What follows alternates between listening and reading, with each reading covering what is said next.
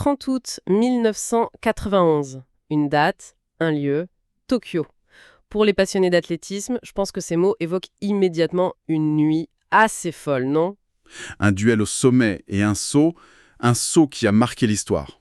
Ah oui, Tokyo 91. On parle bien sûr du record du monde du saut en longueur de Mike Powell, 8 mètres 95. C'est un exploit qui a non seulement pulvérisé la marque mythique de Bob Beamon, Qui datait de 68, c'est ça? 23 ans? exactement 23 ans, mais qui a aussi, et c'est énorme, mis fin à l'invincibilité de Carl Lewis, l'icône, le roi. 65 victoires consécutives, stoppé net. Un moment vraiment gravé dans le marbre. Alors aujourd'hui, on va essayer de décortiquer tout ça. On va plonger dans cette soirée mémorable, regarder de près la rivalité Powell-Lewis, l'ombre de Beamon, et puis comprendre pourquoi ce moment nous fascine encore autant. Allons-y. Oui, et pour bien comprendre, il faut d'abord se remettre dans le contexte de l'époque. Carl Lewis, King Carl, c'était une domination absolue. 10 ans sans défaite en longueur. 10 ans, c'est fou. Oui, 10 ans. Et du coup, tout le monde pensait, c'était presque une évidence, que si quelqu'un devait battre les 890 de Beamon, ce fameux saut de Mexico 68, Réalisé en altitude, avec un vent favorable, tout ça. voilà, dans des conditions très particulières, eh bien, si quelqu'un devait le faire, ce serait forcément lui, Lewis. Cette domination, elle n'était pas juste physique, j'imagine. Ça devait être une forteresse psychologique pour ses adversaires, non? Ah, complètement. Imaginer Lewis perdre, surtout en grand championnat, c'était quasi impensable, quoi.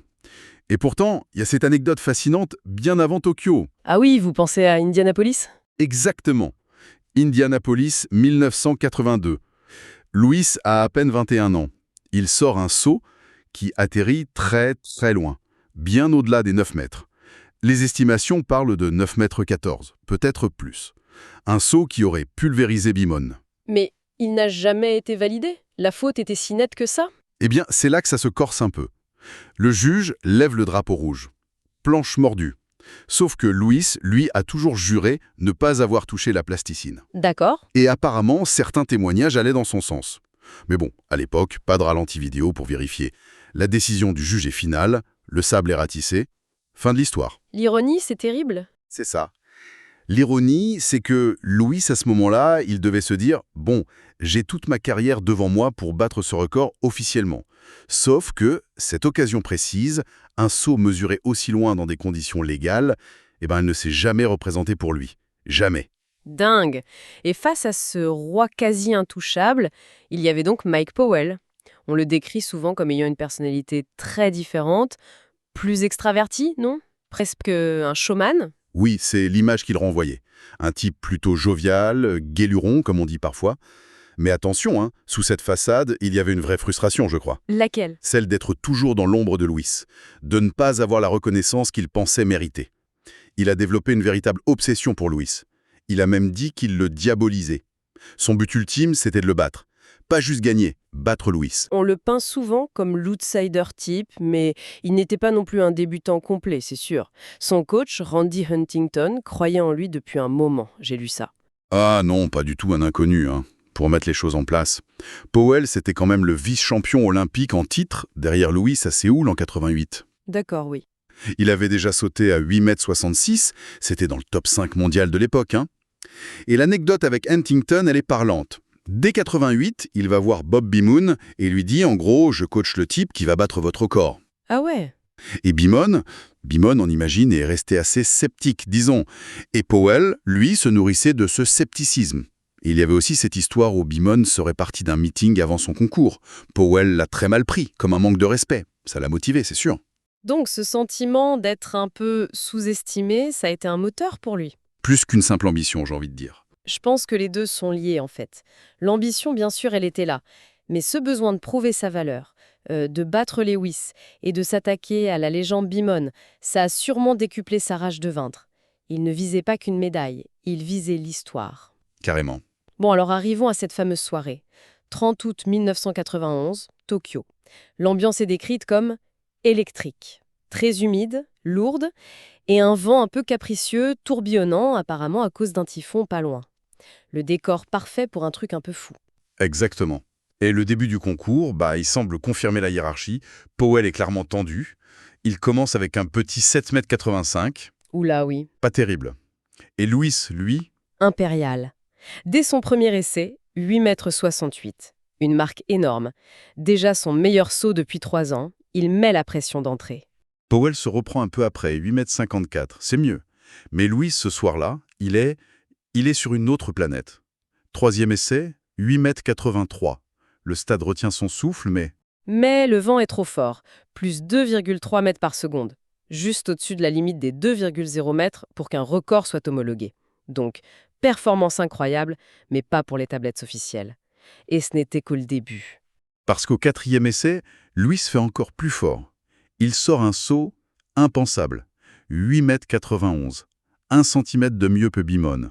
Il explose de joie, il pense tenir enfin ce record mythique. C'est le coup de tonnerre. Mais patatras.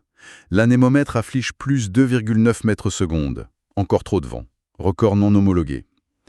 Là, psychologiquement, c'est très dur. Pour Lewis, cette frustration de toucher au but sans l'atteindre. Oui, Et pour Powell, c'est la confirmation terrible que Lewis peut battre Beamon ce soir.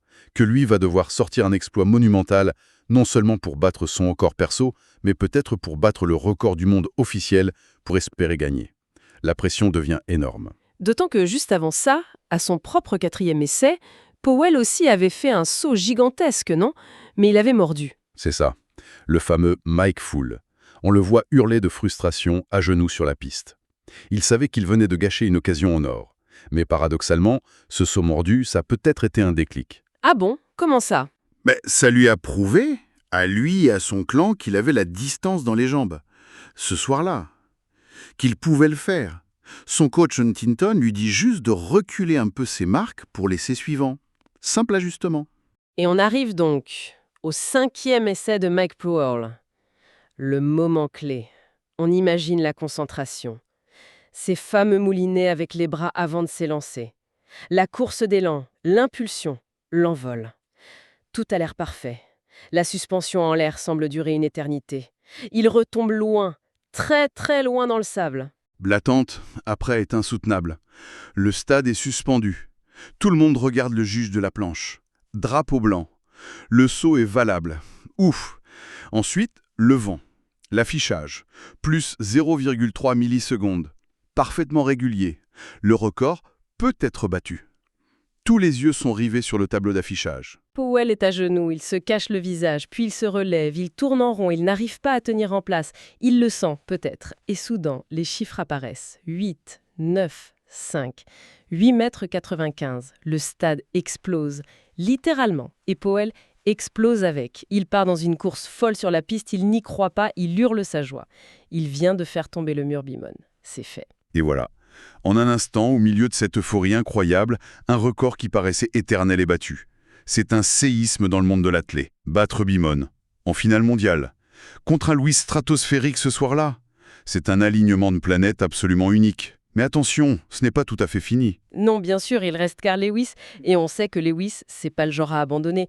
Quelle est sa réaction, là, sur le coup? Eh bien, une réaction de très grand champion, pas d'abattement visible, il lui reste 2 essais. Powell a dit plus tard qu'il a eu une peur bleue que son record ne tienne même pas 20 minutes. Ah oui, Mais Lewis va effectivement sortir le très grand jeu pour répondre. ces 2 derniers sauts sont hallucinants. 8,87 m, puis 8,84 m. Et cette fois, avec un vent régulier, ce sont tout simplement les 2 meilleurs sauts légaux de toute sa carrière. Sa série globale ce soir-là est juste dingue. C'est exactement ça. Si on récapitule, 8,68, faute, 8,83 vanté, 8,91 vanté, 8,87 légal, 8,84 légal. La moyenne sur les 5 sauts valides mesurés est de 8,83 m. C'est peut-être bien la plus grande série de sauts jamais réalisée dans un seul concours. Lewis le dira d'ailleurs avec cette phrase célèbre. Oui, celle où il dit « Et Powell a fait le meilleur saut, mais j'ai fait la meilleure série de l'histoire. » Une phrase qui montre sa classe, mais aussi peut-être une pointe d'amertume. une phrase qui d'ailleurs a un peu laissé Powell sur sa faim sur le moment, non? Comme si Lewis minimisait un peu son exploit? Oui, Powell l'a interprété comme ça au début, comme un manque de reconnaissance de sa victoire nette ce jour-là. Il aurait préféré un simple « bravo, tu as été le meilleur aujourd'hui ». Bon, les relations étaient tendues, hein. Mais avec le temps, l'appréciation mutuelle s'est installée. Parlons un peu de l'héritage de cette nuit de Tokyo. D'abord, évidemment, ce record, 8,95 m. Il tient toujours. Plus de 30 ans après, Il a même dépassé la durée de vie de celui de Bimon. C'est ça. Et il a failli tomber une fois, on s'en souvient, Ivan Pedroso, 8,96 m à Sestrières, en 95. Mais le saut a été annulé parce qu'un officiel était mal placé devant l'anémomètre. Une histoire controversée qui a laissé beaucoup d'amertume aux Cubains. Oui, je me souviens de ça. Mais à part cet épisode, personne ne s'est vraiment approché durablement de cette marque. Powell lui-même a ressauté plusieurs fois au-delà de 8,90 m, mais toujours avec trop de vent pour l'homologation. Et ce qui est frappant aujourd'hui, c'est qu'on a même l'impression d'une sorte de régression dans la discipline. Aux derniers Jeux Olympiques à Tokyo, justement, en 2021, l'or s'est gagné avec 8,41 m. C'est loin des 8,95 m. Comment on explique ça? C'est la grande question. Et elle est complexe. Il y a sûrement plusieurs facteurs. Peut-être moins de talents exceptionnels qui combinent vitesse et qualité de saut et qui choisissent de se consacrer uniquement à la longueur. Des changements dans l'entraînement, moins de densité au sommet qui pousse moins à se dépasser. Difficile d'avoir une seule réponse. C'est clair que pour battre un tel record, il faut une alchimie parfaite. Le talent, le travail, les conditions. Et puis, cette étincelle d'une rivalité historique, comme celle entre Powell et Lewis. Et puis, il y a ces destins croisés qui sont fascinants. Powell a le record du monde, le Graal ultime, mais il ne sera jamais champion olympique. Il est battu par Lewis à Barcelone en 92. Tandis que Lewis, lui, accumule 4 titres olympiques consécutifs en longueur, un exploit unique dans l'histoire, mais n'aura jamais eu le record du monde officiel à son nom. Chacun son morceau d'éternité et chacun son petit regret, peut-être. Exactement. Et on dit que cette défaite à Tokyo a en partie motivé Lewis à continuer la longueur jusqu'au JO d'Atlanta en 96, justement pour asseoir cette légende olympique après la perte du record. Mais le temps a fait son œuvre. Powell a reconnu plus tard la grandeur de Lewis, disant même que c'est Lewis qui l'avait poussé à aller chercher ce record de Bimon. Au final, qu'est-ce qu'on retient de tout ça? Une soirée complètement folle où l'outsider a battu le roi, ou un record jugé imbattable est tombé, le tout dans le plus grand concours de l'histoire du saut en longueur.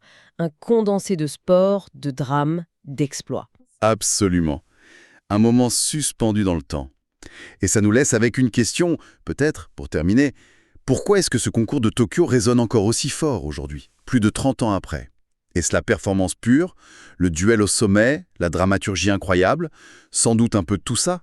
Oui, c'est vrai. Mais au-delà, ça interroge sur ce qu'il faudrait aujourd'hui pour revoir de tels sommets. Quelle alchimie, quelles circonstances pourraient nous permettre de voir à nouveau les limites humaines repoussées de cette façon dans cette discipline? Une belle réflexion sur l'exceptionnel et ce qu'il rend possible.